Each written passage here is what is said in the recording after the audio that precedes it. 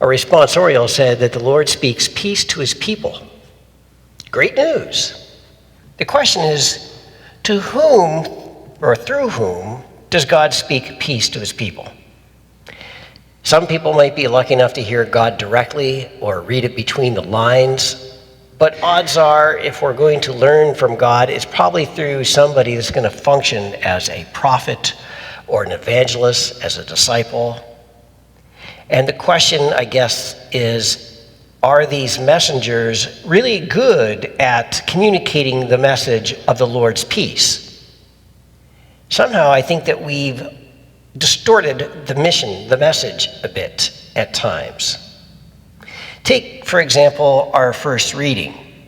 Paul is the apostle to the Gentiles, and he's there to tell the Gentiles the good news that Christ is there to heal the wounds of a division that have existed so long between the Jewish people and the Gentiles.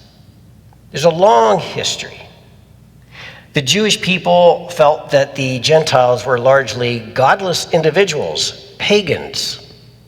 And by God's own word in their scripture, tells them to avoid them, just like a parent might tell the child, don't hang around with so-and-so's kids, they're bad influence on you. When God protected the Jewish people from the Gentiles, the pagans, he would often allow them to be victorious and then declare a ban on the spoils of war, lest the blurring or the cultural bleed occur, to try to maintain the purity of heart of the Jewish people. And no doubt that this would seed itself in a serious prejudice between the Jews and the Gentiles. They were second-class citizens at best. And so now Paul's coming along and say, don't worry about the past. I know that we didn't quite get along, but the good news is Christ is here to make us all one big happy family. The question is, how convincing is that? It's like two siblings that are fighting and one comes along and says, oh, mom told us to knock it off and go play out together.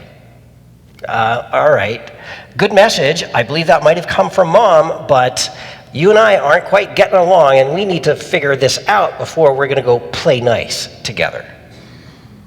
And so the question is, we believe that Jesus sends this message of peace to his people, and we believe that that message is universal, global. The question is, are we in a good space to be able to communicate that to others? Or are we not feeling contentious, divided amongst ourselves? Maybe even in our own heart. And so if we're going to pay attention to this message that is embedded in both the Old and New Testament, the reason why the division perhaps between the Gentiles and the Jews existed wasn't simply because God was trying to protect the purity of the Jews, but the Jews themselves liked that message of being the primary chosen people of God, and it was easy to buy into this prejudice. It might be easy for us to buy into that we're righteous, we've got the truth, we know the answers, and other people need to come along to where we're at before we can ever accept them as a sibling, as a neighbor. And so the message of peace is still trying to be made evident in this world. And we as messengers might understand, how much of an obstacle are we? On the other hand, if we've really got God's peace in our hearts, knowing that God is in charge, that God has this beautiful plan ahead of us for a unified family, that peace should allow us to take the edge off our own tensions, our own emotions, to be able to trust in that enough to be able to be more tolerant of people that we don't quite see eye to eye on yet.